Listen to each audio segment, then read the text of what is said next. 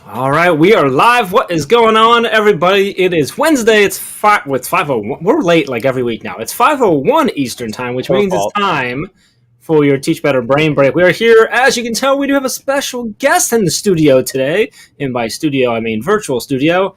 Ray's with us because a whole bunch of people have been asked about Ray's awesome Lego unit. So we're going to make Ray tell us all about her Lego unit today.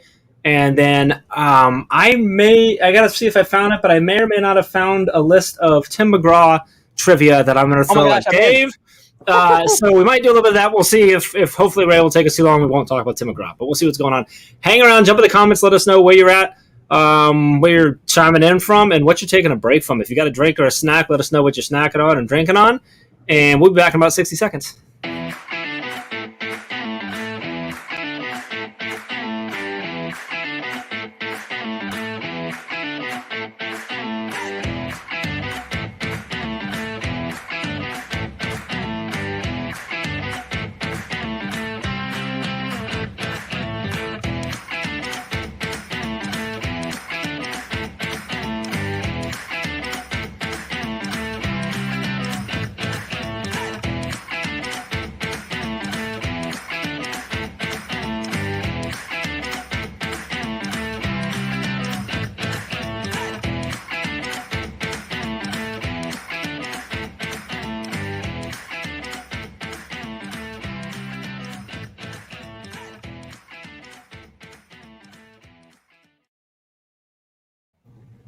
All right, and go figure, Nikki was the first one to get in.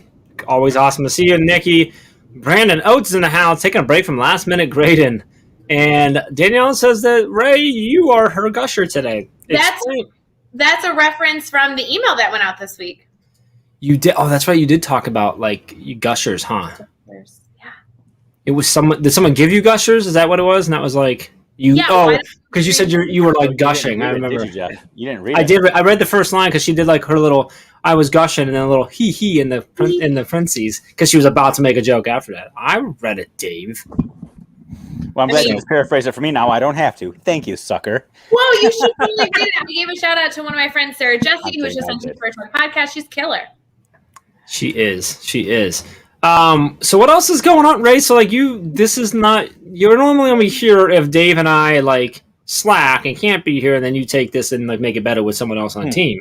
But today it was different. We thought this through. This has been in the works and planned for like months to bring you on this day, this specific day. Like 4 whole hours. Very, very specific. We're like, hey, we know that you're doing. We looked at your lesson plan calendar. We know you're doing your Lego unit. We know there's going to be questions. So, Ray, we've got to book you. She's like, okay, here's my rider. Dave took care of the green M&Ms. I took care of the champagne and vodka. And everything was fine. That's a weird mix, by the way, but whatever, Ray. And here we are. So, we're here for you, and we're excited. I don't quite feel like that's what happened in that order. I feel like if everyone believes that that's how it happens, they should throw green hearts in the comments, and that would let me know that they've got my back and that they believe that that's how it happened. I'm pretty sure I said to the team, hey guys, I'm getting a lot of questions about our Lego suit. I'm going to go live at some point today, just sometime between 8 a.m. and 8 p.m. I'm going to go live. Will someone go live with me to talk shop? And Dave said, why don't you join Brain Break? And I was like, that sounds like the worst idea ever. And now I'm here. And here you are. Joe says hi. Says, Ray, it's been forever, or it's been like forever. Lindsay's in the house. Bree's in the house. Okay, so do we want to go right into the Lego unit, Dave, or do we want to do we need to go somewhere else first? Do you have any deep thoughts for us? You're on like a leather couch. You're doing this, right? Yeah. Like, are you deep in thought, or are you tired? Well, I want to tell you where I really am, Jeff. I know where you're at. In the middle of Kentucky. That's where I am right now. All right, say more. So many say questions. More on that. Do I need to? Do I really need to? I'd kind of like to know what's going on. Kentucky, drinking a beer, got a dog jumping around there. This is. And you mentioned Tim McGraw trivia. I feel like I'm in heaven right now. I want to clarify. Is it your dog jumping around? Nope, or not even my dog. Not even my dog. And it doesn't have a collar on or anything. It's just a dog jumping around in here. So, does it belong to whoever's house you're in, or is it just like random from the outside? When I say it's not a house, this is a camper. It is a camper. You're in a camper. Okay. So, are you in a campground, or are you like in the woods? Like, where are you at? Like, what are we dealing with There's here? a lot of trees out here, but it's okay. So the long story short, in about 2 weeks, I am moving to Florida. But this week, my parents who live in Florida drove up to Kentucky because they're visiting some family that lives in Kentucky. And I said, I got some stuff that the movers won't take, aka a bunch of plants, some propane tanks, some alcohol. Do you think I can meet you in Kentucky and you can turn around and take it down there for me and cut out the middleman? And they said, sure. So when I get back down to Florida, I'll have my plants, I'll have my propane tanks, might not have my alcohol, but at least it's getting taken care of. Well, and you know what they say, Dave. Kentucky is the Florida of the Midwest. Is that what they say? That's what they say. Okay. Who says that?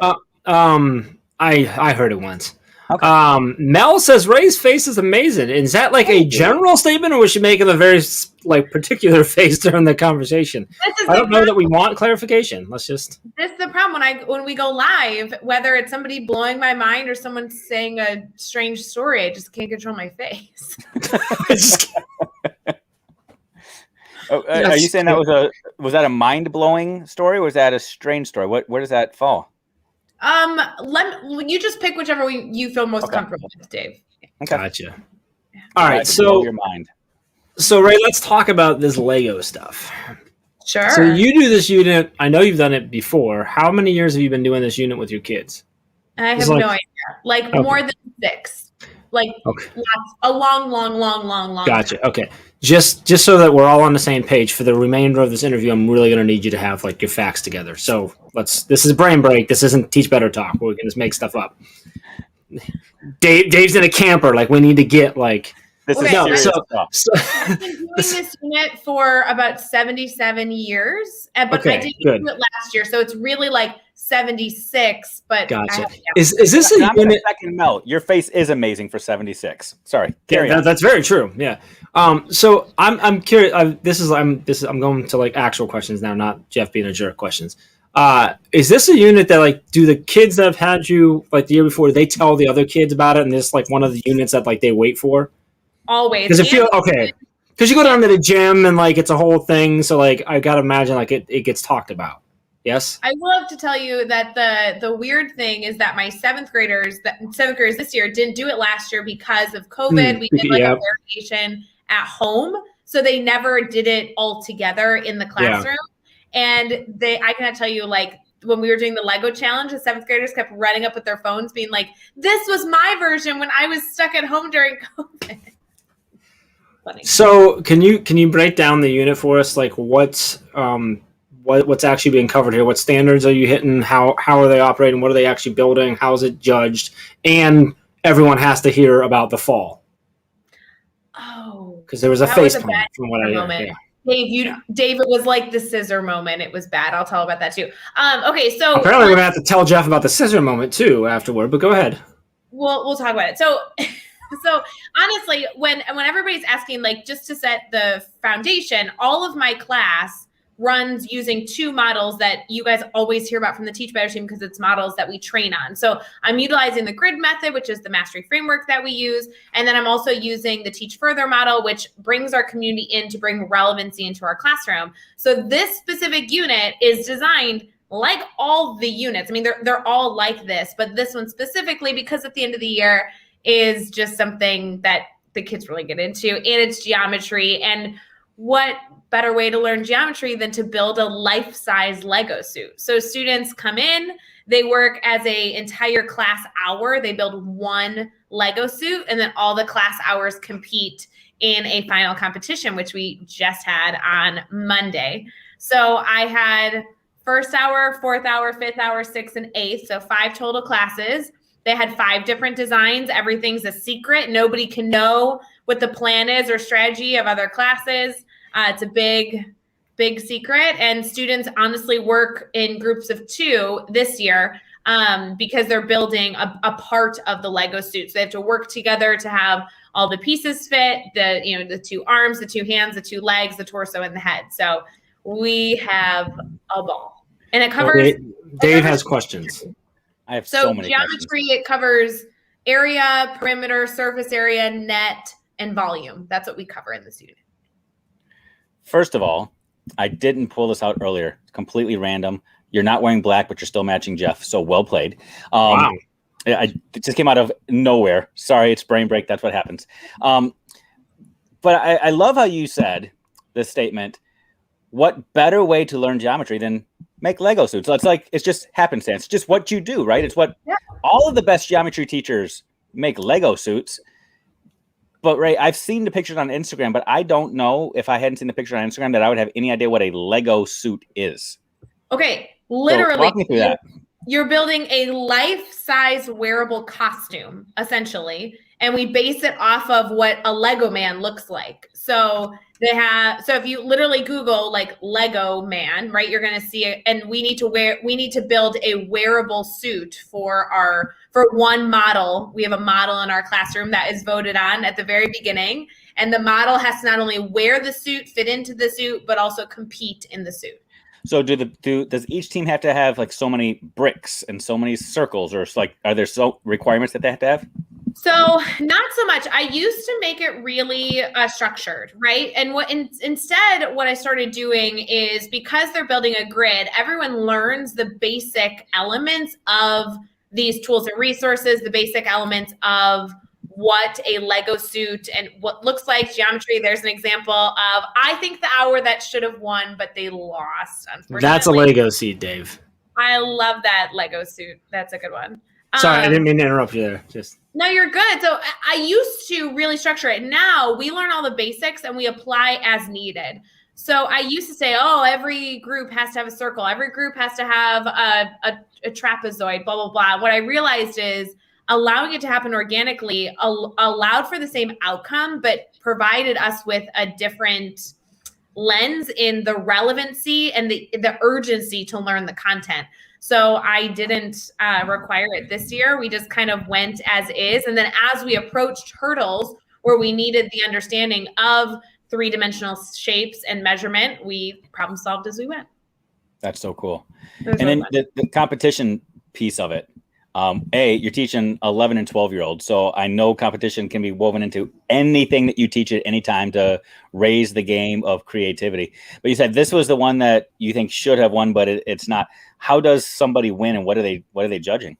Well, so usually we design the make of the suit and the design of the suit. And so usually the students are not voting, and it's the entire school that's voting. So my students that were part of the building don't actually get a vote in who wins.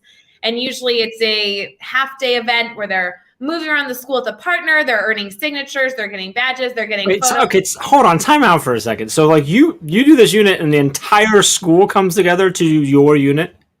Well, how else would you get votes, Jeff? How else? I understand. I'm just like want to make sure we're not acting like that's a normal occurrence that happens in every school. Like that's awesome that like the entire school's like, yeah, one teacher is doing this thing, so we're all going to take a half day and do this. Like this is the same school that Katie Miglin works at too, right? Like who just did CSI. It's similar to their CSI thing, huh? You got an awesome school.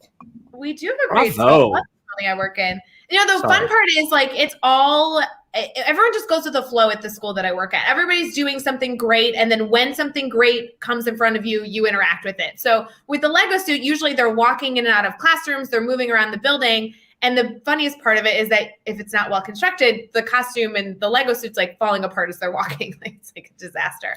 But they're earning these signatures. They're kind of going throughout that process. They're like convincing that they're the best suit and why they should be getting the votes. And it's really, really fun. This year, because of COVID, we did a little bit differently, and they actually truly competed in like Olympic challenges, like picking things up and moving across the gym and racing and shooting basketballs and all the things in between, because that just made more sense.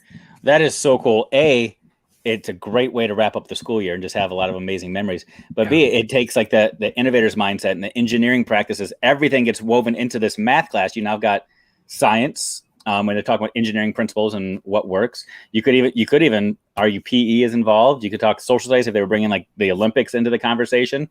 Politics. They're campaigning. There you go. There you go.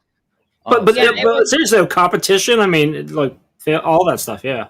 But is this a team thing or is it just a math class thing? So I work in a middle school. So we have a team, 6A is our team. And so we have 150 kids. So we did it as a team. And so the students this year actually did get to vote for who won. And that was the first year that I've ever done it where my builders, the constructors of the Lego suits, actually voted. And I was kind of like, well, guys, this isn't going to work. Everyone's going to vote for their own Lego suit, right? I mean, that's what you assume is going to happen. And no, they didn't. They voted for who they felt should win. And they won easy. Yeah. Have you ever made a Lego suit? I have not. No, it's really hard. All right. So, but the winner had a tumble, right? Like a faceplant, like bit it. I believe is how you described it to me. Was that he bit it? He bit it hard, Jeff. Like, guys, this was pure bad teacher moment. Like, you know, when you have those things where you're like, oh my gosh, I've done something really cool with my students, and then it all goes out the window in like 30 seconds and you can't stop it. And it's like a boulder rolling down a hill. So we're in this competition. We're in the last segment of the competition. The models have been wearing their suits. Students have been cheering them on. We've been earning points, all this stuff. It's finally time. All they have to do is move from the end of the gym to the middle of the gym, like center court, right? And we're gonna do our final competition based on design. And I told them to move quickly. So I was like, all right, let's hurry up. Let's get to the middle of the gym. Let's go. And all of them, after they had just completed this race, start like running towards me. But you have to remember, they're in Lego suits. So they can't really bend their legs. There's no running actually happening. These are like shuffling and twisting. And it is very entertaining. So one Lego suit, who was very clearly in second to last place, starts hustling to the center court.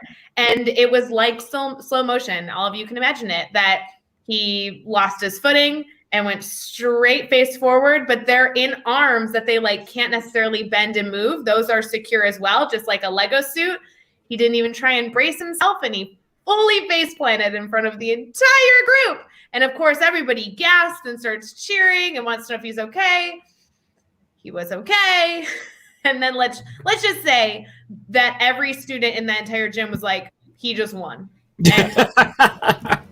That's awesome. So what do they win? I mean, outside of they learned, but like, what do they win? This is just bragging rights? Okay. Oh, I didn't know. It is to the death for those bragging rights. Yeah. That is epic bragging rights. So fifth hour killed it. Fifth hour. Nice. Wow. So Ray, this year was a different year, right? You weren't in school at the beginning of the year face-to-face to be able to do this, and I know that the end of the year is a perfect opportunity to do this kind of stuff because there's a lot more freedom, I guess, after you get past that testing window and you're wrapping things up and making those memories. Is this something that a teacher, if they're hearing this now, could start their school year with? Or do you have to put so many processes in place to build up to something like this? No, absolutely not. I think all of the units that we talk about anytime we're live are things that teachers should feel comfortable to steal and adapt for their students in their environment. So if you're teaching it like geometry at the beginning of the year, this was in simplest form, identifying a standard, connecting a real world application to it, and then executing it using, like the mastery framework that we utilize. By real world, you mean build a Lego suit? Well, yeah, it's sponsored by Lego. So yeah, of course. It was a lot. I mean, so I think this can be done at any point in the year. My school district has decided that geometry at the 6th grade level is at the end of the year. So that's where it's placed for me. But if it was moved to January, it was moved to August, I would still do this unit because it is incredible collaboration opportunities. Yeah, I jokingly real world skill of Lego suits. And I think that's honestly where a lot of people get caught up when they're thinking about transference and how do I make this practical for the real world? And they start thinking, I've got 11 and 12 year olds. I have to give them something that they could use when they're 43 years old in the real world, as opposed to, no, these are 11-year-olds.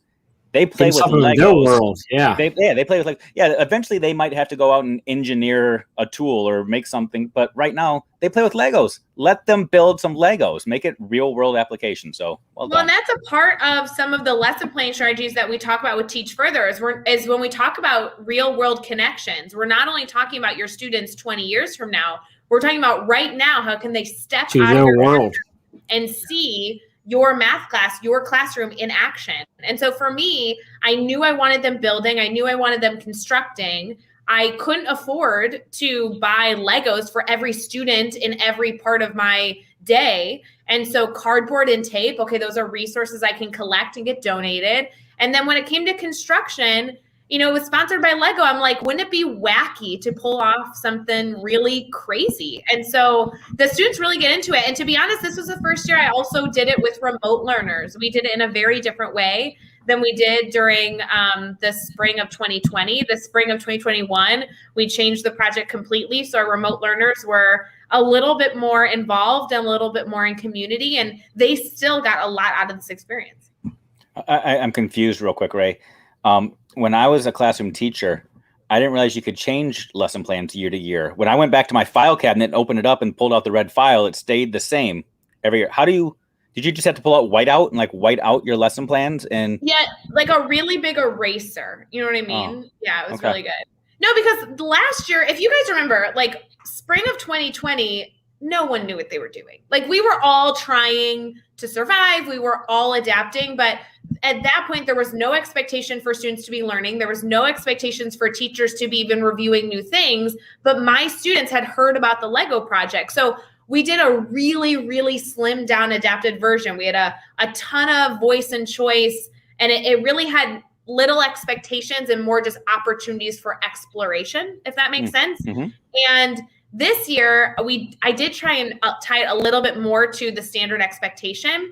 But what we allowed us to do is that every remote learner also made a Lego suit piece of the Lego suit. So they didn't make the whole Lego suit at home at their house, but they had to make one piece of it.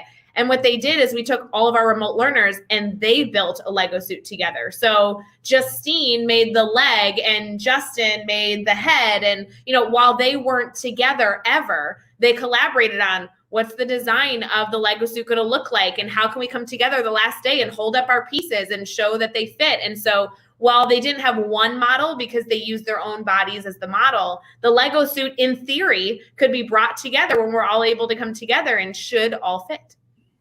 And talk about a real world skill, right? Collaboration at its finest. Everybody takes their parts, but then they have to come together and put it all together. That's so good. It was so you're actually a pretty good teacher, Ray. I didn't know you had this in you. Thanks. I appreciate it. Every so often. I mean, when my student teacher isn't there, I guess I have to do something. It's impressive.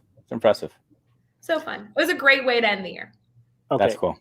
I have one more question. Can you guys hear me? Because StreamFlow's been StreamYard's been popping up with red messages left and right on me, telling me that it can't find my microphone, so I had to switch. So hopefully it still works. Sure. Ray, you said Lego sponsored this. What do they do for you? Because I know someone heard that and went, "What does that mean? What do you mean they sponsored it?" Great question. What does that mean in that? Yeah, so for Teach Further units, I always say that sponsors can do anything. I have sponsors that are really involved and not only dedicate their time, but donate resources and everything in between. And I have some, sponsors that aren't able to do that, or the timing doesn't work, or they don't have the resources and the means. Lego was a special one because I connected with somebody at Lego about, over 5 years ago. I'd say, I don't know if it was 8 years ago or whatever it was. And they were talking about how they wanted to get involved. And so at the time, they actually donated a lot of the resources we needed. They donated a whole boatload of rulers. They gave us a ton of duct tape and all these things in between to kind of create a maker space. Is essentially we were trying to pull together a bunch of stuff that we could use to build. They actually haven't been very active over the past few years for a number of reasons. But we've been so fortunate enough that while they're still a sponsor and we're still able to celebrate them and make that real world connection, our community has gotten really involved in donating all the resources. So we have the rulers and the measuring tapes that were originally donated. And scissors. Then we've actually gotten a lot out in scissors. Yep, we have a whole group of scissors thanks to Lego. And then the rest of the things are donated later. So gotcha. I'm so glad you pulled that out because I think it's so important that educators, if you're listening to this, just ask. Mm-hmm. Reach out to people and ask. There are people that are looking for ways to help support schools and teachers and kids, and they don't know how. If you reach out and ask with a very specific request, you will get people that will step up and say yes. And some people might be listening and thinking, Ray, that you work in some the Taj Mahal of schools. It must be this elite private school where kids are paying $50,000 in tuition a year. You're in a public school in central Illinois, and you pick up the phone and ask people to help. Well, and actually, I have to tell you, for a while, Lego was the sponsor, but we had a second sponsor, a part of the unit, because Lego wasn't able to contribute. We still needed some. It wasn't even that we needed resources. We just needed other advocates to come in and like support our students. That's a lot of what our sponsors bring is their voice, their experience, their insight, their celebration. And so BLDD was actually the architect of our school building, and they sponsored for a long time. They weren't involved this year, but BLDD does beautiful designs. It was so cool to have them come in actually as the people who constructed the building 11 years ago. And they actually went through a lot of the basic measurement, like how do you use a ruler? How do you use a tape measure? When should you be utilizing a different, something else to measure? It was very cool how they've continued to be involved. That's cool. That's fun. That reminds me. So, with my last school that I was a principal of it was a high need school, a lot of poverty. But at the end of my second year, we had a surplus of funds. I was trying to figure out what can we do for our kids to set them up for the summer. And there were a lot of people saying, "Go buy them extra workbooks, go buy them extra worksheets." And if anybody knows my ideas and philosophies, not necessarily the most interested in that idea. So we use that money to go out and buy Play-Doh and Legos for all the kids for the summer. And then the following year, the Navy found out about it. I was near a Navy base, and they sent the Seabees. The Seabees are the people that when war breaks out or there's a new base being built, they're the ones out there building all of the infrastructure. They came and said, "Can we build Legos with your kids once a week? Can we teach them some basic architecture?" And those are the things that will change kids' destinies and lives, that will open their eyes to new horizons and allow them to escape way more than any worksheet ever would. So, Ray, kudos to you for recognizing what kids need. It's so fun. And to be honest, like I appreciate the accolades, but truly this is only fun to talk about because I love seeing educators take this and tweak this and do it on their own, right? Like, yes, I love hanging out with my 11-year-olds and I'll this unit is really special to me, but the reason that it was important that I came and talked about it on Brain Break was because I was getting questions of educators trying to do things like this. And I hope all of you listening are sharing this feed. If you're watching it on Facebook, make sure you share it to your own page or Twitter or anything else in between. This is an opportunity for us to kind of expand how we're lesson planning. And I hope that maybe in some way you do something like this next year. I'd love to hear about it. Okay, Ray, can I just ask a very real question? I know I jokingly said, have you ever made this before? And you said, no, it's too much work for me to make one of these. Sometimes these kinds of things can be scary for teachers because they start thinking about the amount of work that's required to even do something like this. I hear similar things like with room transformations that people say it's great, but I don't have the time or the energy to transform my entire room, it's legitimate. Yeah. Are you okay talking about like what it actually looks like when kids are working? I mean, are you sweating and just running around like crazy, or are the kids just having a lot of fun and you're just laughing along with them?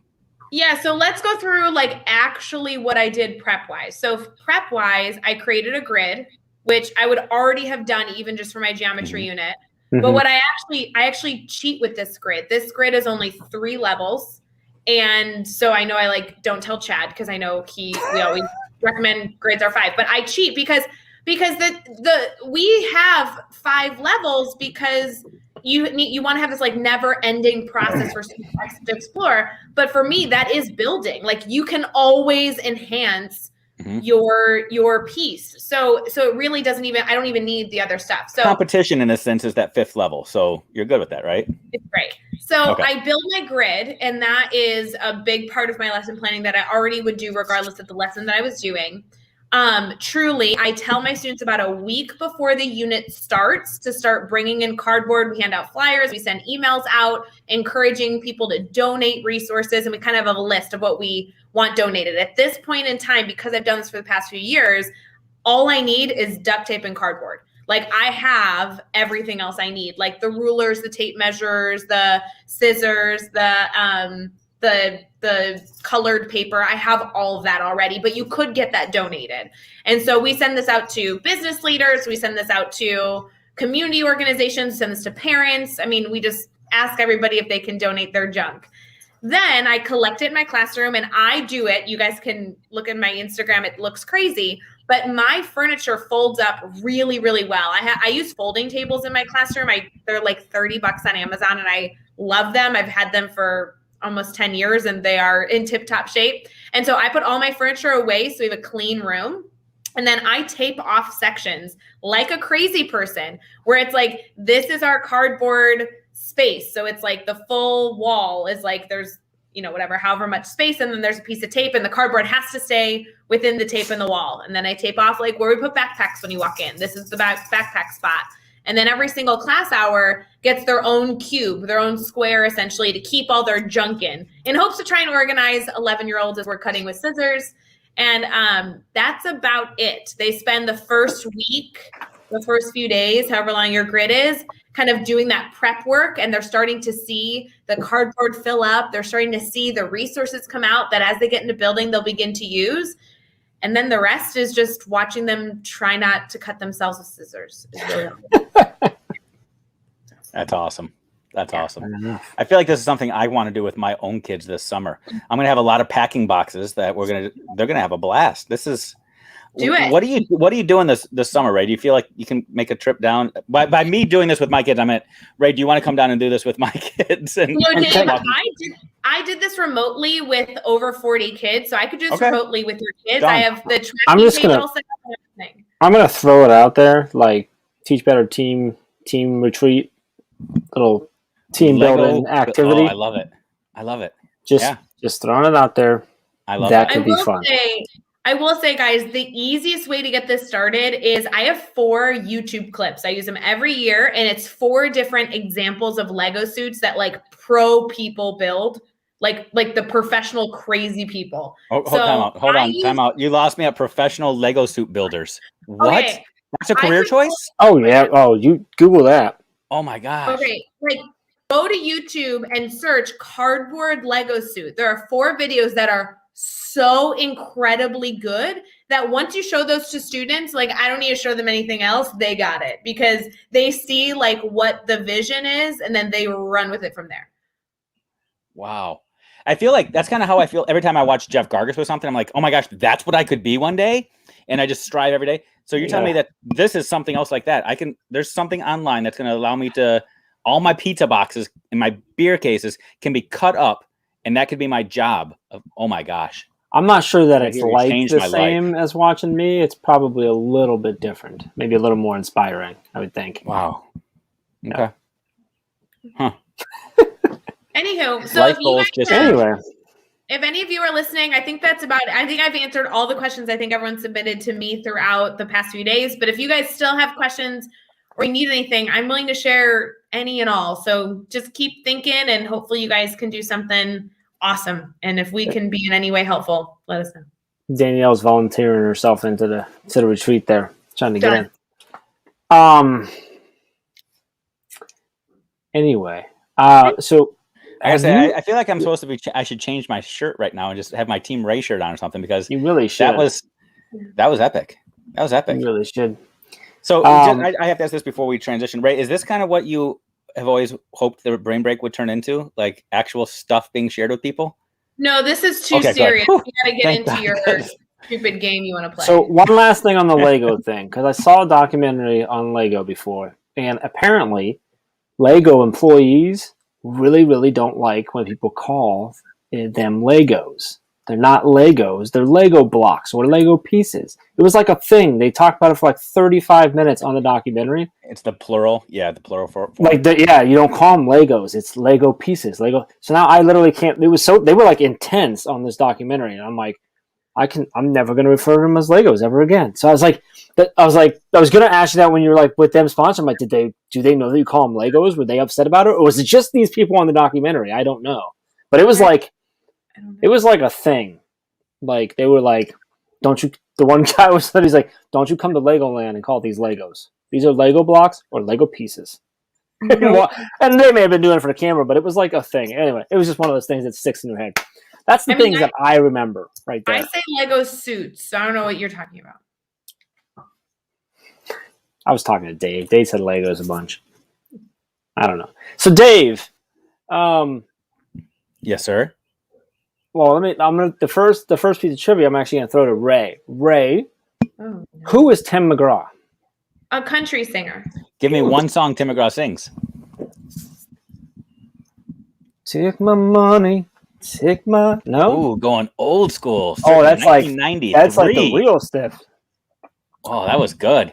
No clue. That was a little Don't Take the girl. Oh, it was good. That was like when I was. Yeah, it was. Yeah, That was 1993. 1993 it came out. Yep. I remember first time I heard that was camping. Pymatuman Lake, Ohio, camping. I literally, I don't know why, it just stuck with me. That year was the year that was out. That was his follow-up single to Indian Outlaw when they all thought he was going to be a one-hit wonder because he had the mullet and the stash. But no, Don't Take the Girl. Was that his number one or his first number one song on the Billboard Hot Country? On Billboard, I'm not sure if Indian Outlaw made it to number one or not. I'm going to say it was. I'm going to say Indian Outlaw was his breakout hit, but Don't Take the Girl was probably the first number one. Say that again. Yeah, that's not 1993, right? Go back. Say it again. Which song was this first number one? It might be Don't Take the Girl, but Indian Outlaw was his breakout hit. So yeah, Don't Take the Girl was the first number one. I found this thing. It's a useful trivia all about it. I'm sorry. Ray's scrolling through pictures here, trying to go back in time to see what he looked like. No, so keep going because you're not there yet. Yeah. That's the Tim McGraw you like. I know. Go back in time. Ray's like, no, I'm going to stay right here, circa 2010. All right, Dave. Whose death inspired Tim McGraw to become a musician? Keith Whitley. Oh no. Am I right? Yeah. Keith Whitley. Yeah. Boom. Oh yeah, that's Timmy. Dropped out of college and moved to Nashville, quickly finding success, singing in bars. Who was Tim McGraw's dad? And don't say Mr. McGraw. Hey, I'm sorry. I'm asking the questions here. I'm sorry. No one else on screen cares about Tim McGraw. Like, you get to answer these. This is a gift to you. Thank you. This is my gift to you. I think this is a gift to Ray because she's just stuck in the picture. After a little more than a year of Brain Break, I felt that we'd finally do Tim McGraw thing. Appreciate that. Is he married to Faith Hill? He is. She's smoking. Yeah, they met on tour. Yeah, 96. Cute. All right.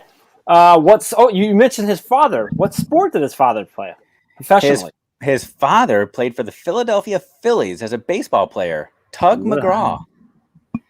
Jeff, is this all you got? I'm just going through this, and this is what the internet had. Let's see. In May which song? 1st, 1967. Oh, yes. You'll get this one. Yeah, in which song does McGraw sing every Friday night? There's a steady cloud of dust. That leads back to the Are you gonna sing? I can give you 4 options if you'd like. I think that makes it too easy. Nope, I got it. It came out in 1997. That's the year. Wow. Fill the pickup trucks. Oh my god! How about do this? I actually have it in my head. Do multiple choice, and I want to see if anybody in the comments can get it right, and I will tell you who got it right in the comments. Yeah, everybody left. Oh. No, that's not it. If you're watching and you want to get this, go ahead and guess. Do me a favor, drop in the comments. See if you know what song by Tim McGraw does he sing the line every Friday night. There's a steady cloud of dust. Dave, would you mind singing it? Do you want to sing it? Like you were kind of like singing it to yourself. Do you want to sing it because sometimes it's the rhythm, right? Well, see, this is one though that he tries to pull out some Southern in him. And every Friday night there's a steady. I'm not going there. No, I'm sorry. The dog's gonna start howling in a second. No, I'm not going to do that right now. It's what leads back to the field. Is it field filled with pickup trucks? Is that the line? Yep. Okay, I think I know what it is. Do you want like they give 4 things here. I'm not. I know that I can hear the song, but I don't know what it's called either. Actually, no, I think I know what it is. Doesn't he talk about Hank? Talks about a farm. Yeah. Oh, okay. Then I know what it is. Yeah, it is it's on the farm. Yeah. What is it? Something about NASCAR or bullfighting? Is that what Danielle said? No. It's called Down on the Farm. Yeah. I tried. All right. What singer did Tim McGraw? I'm going to give you the 4 options before you answer. Me. Okay, but I'm going to give you the options. Shania Twain. Nope. Actually, Shania Twain is that. What singer did McGraw marry in 1996? Taylor Swift. Ew. Rhymes. That'd be really crazy if it was Taylor Swift. Faith Hill or Shania Twain. Faith Hill. I'm sorry, Ray. The answer is Shania Twain. Better luck next time. Okay. What was McGraw's first duet with his wife? Oh, that's an easy one. It's your love. It's your It just love. does something to me. Sends a She was shock right pregnant. through me. Yes. She was pregnant at the time with their first daughter. What was that daughter's name? Or what is? Chicken. A hint here is that it's also the name of Ben Folds' daughter. Susie. No. Ben Folds actually has a song titled for the daughter. I don't know that that's necessarily a hint for anybody. That's for me too. It's one of my favorite songs. Not really. One of my favorite Ben Folds songs. How about that? Is Ben Folds still like Ben Folds 5, or is it just Ben Folds now? I have seen him as the 5 and as just him, but he had 5 people on stage. He just didn't want to split the proceeds with I them. think he just kind of does it. Her name is. You give up, Dave? Do you I not do. know this one? Yeah, I it's don't know. Gracie. Gracie. Okay. What's the name of McGraw's tour band? Oh, I don't know this. What's he call his band? The dance hall. No, Tim McGraw and he's had 2. So I think you have it. There's the Dance Hall Doctors, and then there's also. So that was in 2002. Okay. There's another one. Let's see. Well, because he had an album, but then he transitioned, and he just started calling them the Machine. But we'll go with the Dance Hall Doctors, since you already said that was correct. The Machine, like Bert Kreischer. I guess. I'm the Machine. No. Who is Blake Shelton married to? Nobody. He's engaged to Gwen Stefani. Nice try. And what band did Gwen Stefani? There's no doubt I know this one. I still kind of am a huge Gwen Stefani Abs fan. And how do you spell banana? Abs fan? Abs. Gwen Stefani's Abs. Yeah, I was a huge That's fan like of Gwen what Stefani's made- Abs.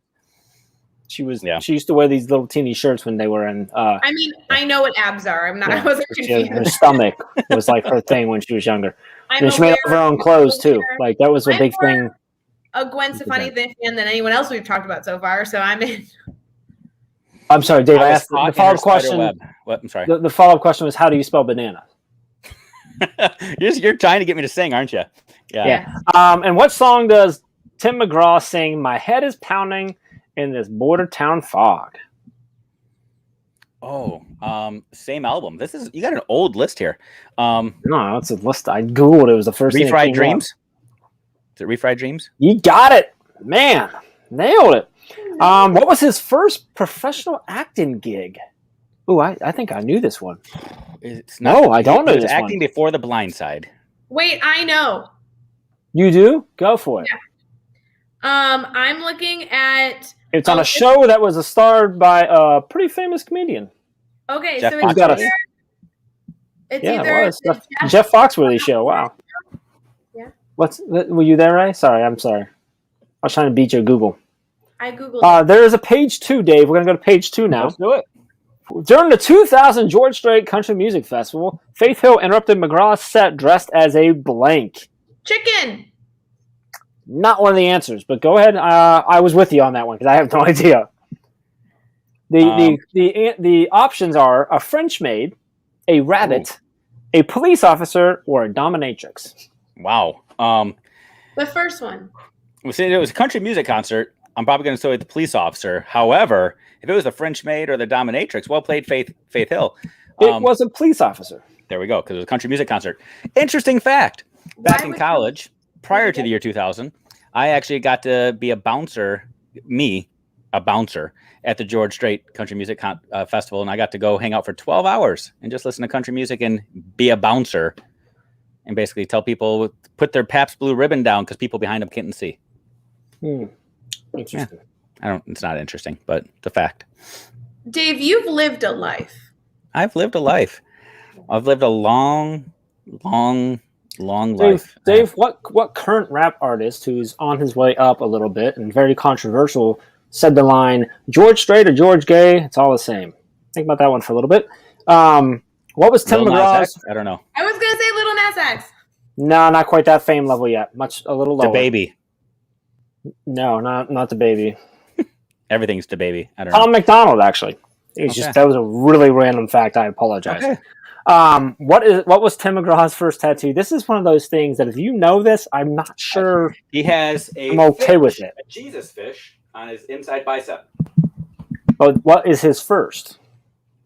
Apparently, it's not that. It's not that. A heart that says "Mom" on his shoulder. I don't know. Yeah, he's known for the fish tattoo. What is it? It's a leprechaun. Did not know that. It's a leprechaun wearing a cowboy hat on his thigh. By the way, can we talk about this? Yeah, let's talk about tattoo placements. I'm curious. No judgment attached here, but I'm getting another tattoo here really, really soon. Do I do one on my leg? I don't think I do. I can't really answer you. Do you have an artist already picked out? No. So you're gonna. I have a design already in mind, and my face looks better on chest, so I don't know if I do leg. Well, so you don't have an artist picked out yet. You're going to Florida, and you're just gonna research a tattoo artist and then bring this design to them. Correct. Yeah. Where currently are your do you have any, maybe I should ask this, do you have any tattoos on your legs yet? No. Do you have any tattoos on... Where would you get it on your legs if you got it on your leg? No. Like on your calf? Like, now that I know that Tim McGraw has one on his leg, I'm thinking I'm re-examining. You're going to put one on thigh, huh? No, I don't know. Because all of mine are on my upper arms, on both arms. Okay. And I'm thinking about maybe something on the inside of one of my arms, or even my forearm. Hadn't thought about the leg option, so I'm just thinking if Tim can do it, maybe I can pull it off. I don't recommend a leg. Okay. I'm going to go ahead and recommend a leg. You are going to recommend it? Yeah, I'm going to recommend a leg. Hashtag Team Jeff on my leg. Okay. Arm's a little, little cliche. I mean, not I know, cliche. Like everyone does the arm. Dave, come on, man, mix it up. You could do it on the bottom of your foot. Come on. I'll do it on my head. No. And then you have a hat on. I should get a hat tattoo on my head. Come on. I'm curious why you don't have a cowboy hat. I would like you to answer that question. A cowboy hat. But you don't. Okay. Why don't you wear a cowboy hat? Cowboy hats. Why don't you wear a cowboy hat as much as you wear those? Like challenge accepted, Jeff Gargis. Challenge accepted. Ooh, I'm excited about this. No. Okay, just to be clear, I wasn't challenging. I was asking a question. So I've got two. No, I want you to take the challenge. I'm just saying that's not what I was doing, but I'm in. I got you. So I've got two. One is it's more like the Kenny Chesney beachy cowboy hat style, like almost like a straw hat with low dip bill, which I wear that all the time when I'm hanging out at the beach, a little umbrella drink. It's perfect. And then I've got the Tim McGraw circa 1997 big old black cowboy hat. Oh yeah. Yep. That one I wear with the skinny Wranglers and the cowboy boots and skin tight t-shirts. And I'm like, yeah, let's do this. Yeah. There's so much judgment happening right now. I know. It's all good. Tim McGraw has a specific license to do something that is not, singing. What is that license? He flies a plane. Wow. Pilot's license, yeah. I was going to go motorcycle. He actually flies himself to his own concerts. Do you remember why he got his license? His pilot's license? Because you have to have one to fly a plane? No, it's what helped him stop drinking. Well, that was so. I know he went. Yeah. So long story here. So he's married to Faith Hill. Faith Hill gave him an ultimatum: stop drinking, or I'm out. He said, "I'll try to stop drinking," and that's why he got ripped to shreds because he used to be a little pork chop. And then he started working out like crazy. And then Faith Hill said, "I don't want you going anywhere." And he said, "Well, good. I'm going to keep up this habit then." A win-win. So now he works out religiously. And then when he got his body in the shape he wanted, he picked up a new habit, which is learning to fly a plane. There we go. McGraw's song Over and Over, which I'm sure is probably in your top 3. With Nelly, yes. Okay, Nelly, that was the answer. What did he purchase in 2005? A big purchase. A lollipop? A racehorse, a football team, a diamond mine, or a private island? I'm going to go with the island because he's out spearfishing all the time. Not an island. What was it? Racehorse? A little hint would be cats. We'll say cats is a hint. Possibly spelled with a K, possibly with a C. I don't know, but cats is a hint. Tennessee is a hint. Football team. It was a football team. He is a minority owner of the Arena Football League's Nashville Cats. don't know if that's fair, seeing as the Arena Football League kind of doesn't exist Until anymore. 2007 when the team folded. Yeah, okay. But he did purchase it in 2005. I'll do one more and then we can get out of here. During the 2005 NFL season, which McGraw song was used as the halftime song for Monday Night Football? Ooh. Oh, it's easy. I have no idea. See, because the issue Want is some more of it, Dave? I want some more of it. I like it. I love it. Okay. But see, in 2005 is when I turned from a sports fan into a Sports Center fan, because that's when my first son was born, and my ability to sit down and turn on the TV and watch anything I wanted disappeared like that. So I honestly don't think I've seen we're Monday gonna Night blame Football your since son for you not knowing. Oh yeah, he gets the blame for all things for sure. Which singer's debut single was titled Tim McGraw? Taylor Swift. I could have guessed that one. And lastly, which movie did Tim McGraw have a supporting role in? The Blind Side. Yeah. But now it's been multiple. But yeah, he's that's been okay. a bunch, yeah. You did pretty good, buddy. Interesting fact. Tim McGraw and Faith Hill, so they've got three little girls. Well, now they're all grown, but they have an arrangement that only one of them can be in a movie in a year. So Faith Hill gets a year to go pursue a movie, then Tim McGraw gets the next year. So what has Faith Hill been in? She's been in quite a few things. The Stepford Wives is probably the most popular thing that you might remember her from. So does your trivia, does your knowledge go beyond Tim McGraw into just country music in general, or no? Tim McGraw is definitely probably where the sweet spot is, and a little Kenny Chesney there as well. And then who sang "Shaggin' on the Boardwalk"? Shaggin' on the Boardwalk.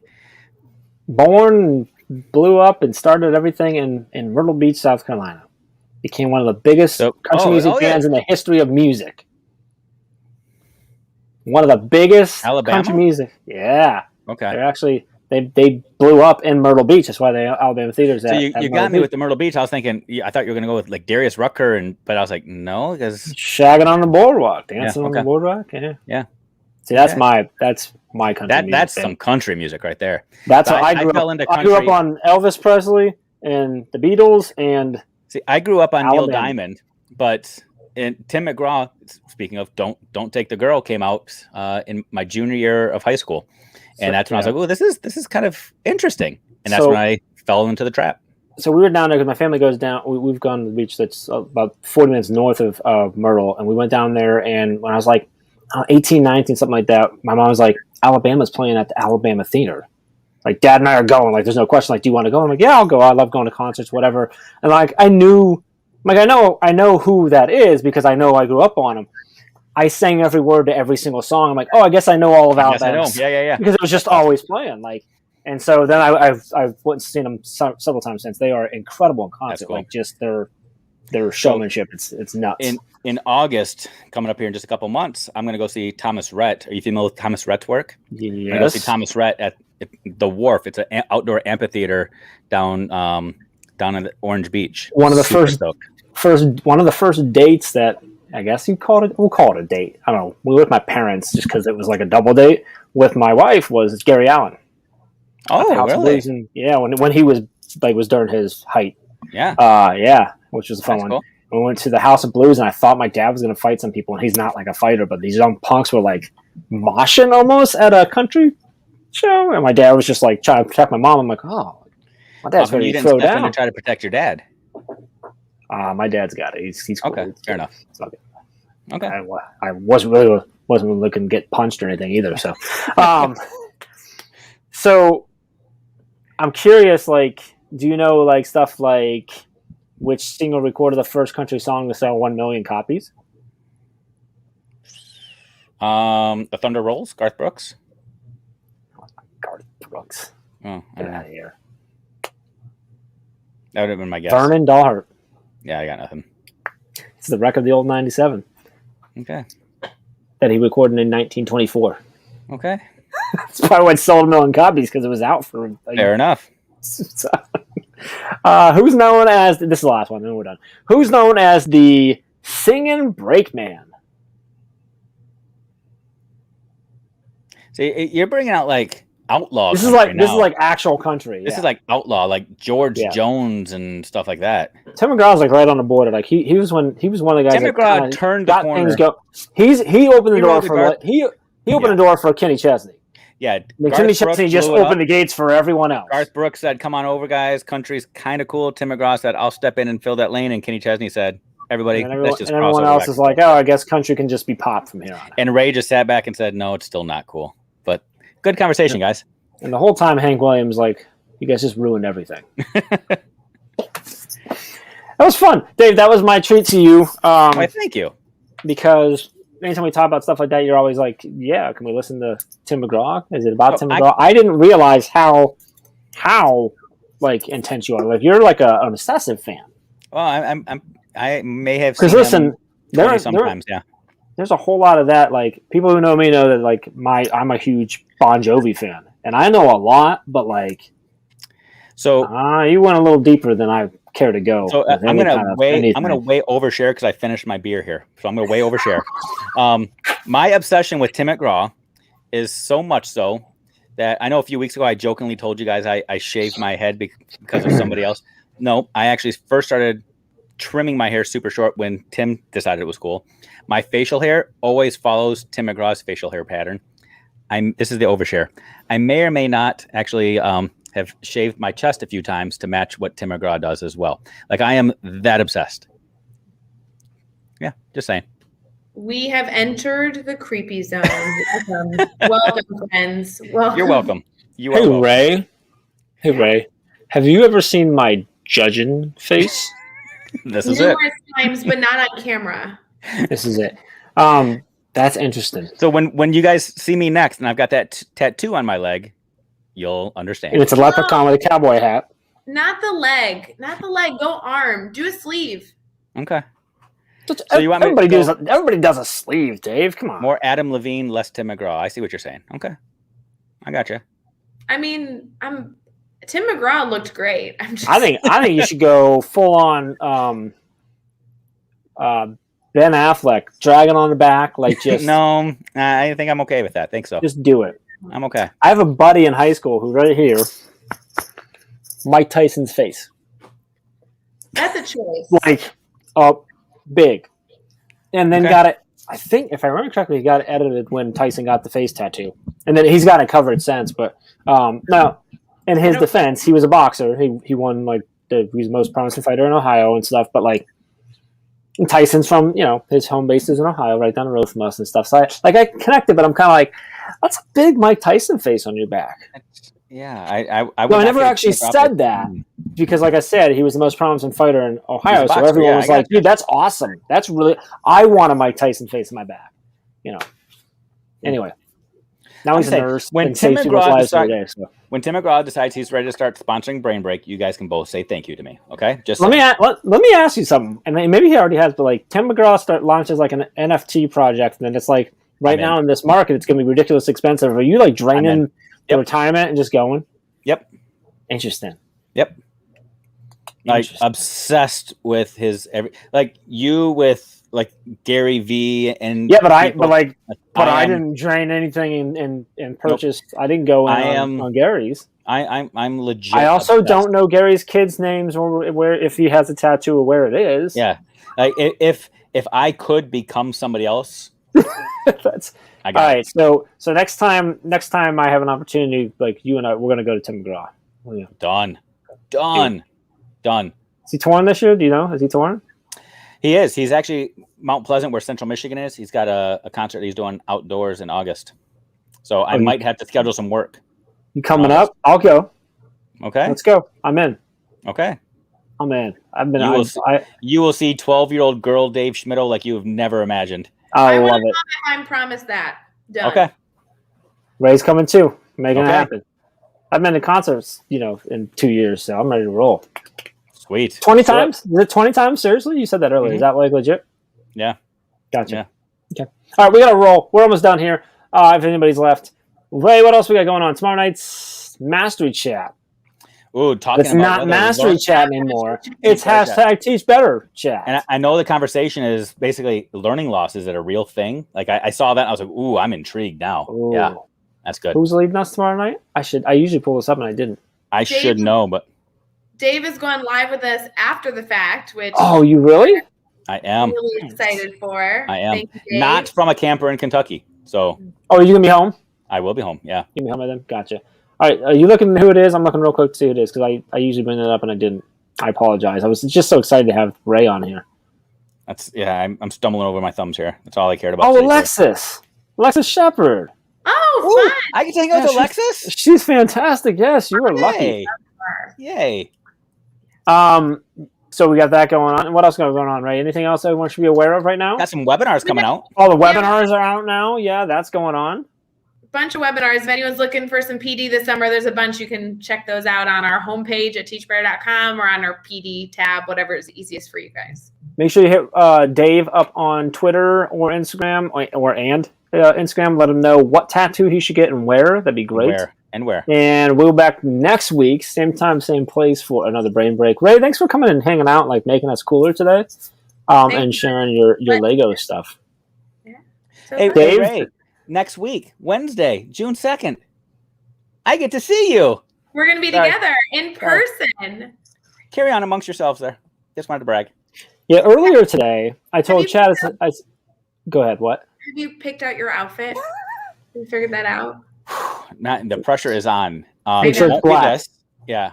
To be fair, I don't think the person that runs the school knows that we are going to be at their school. So we're not revealing where we're going to be. We are just going to be together. Are cowboy hats allowed as part of the dress code on Wednesday? Not where we're going. No. Okay. then no, I don't know what I'm wearing yet. I also don't think you realize that you're not going to that person's school. You're going to the 2 other schools. No, that's not what I was told. That person So Ray, I might might be not there. be seeing you next week then, but either way. No. You're both going to be there, but if I know who you're thinking about, his school is not going there because they've already had the training. That's not fair. I'm only going because I wanted to crash that. Well, he might still be there, but Dave will be there. Like, is that so? No, earlier I think she today, said it very clearly. I think she earlier just said very today, clearly who she's happy to see. I told Chad, I'm like, dude, we get to do a road trip next week. Like, that's awesome. He's like, yeah. I'm like, I'm not talking about the part after where I drop you off the airport and I drive home alone and you go hang out with Ray and Dave. But whatever, because that's what I get to do. I don't even get to leave Ohio. That's in Ohio. Lonely. That's I know. lonely. I got to drive all the way home just by myself. I think I'm just gonna download all the Tim McGraw and just listen to it all the way home. You'll be fine. Oh, I just got a notification. Lady A is coming to the Wharf too. I might have 2 concerts to go see in August. I'm just saying. And with that, we're gonna go. We'll see y'all next week.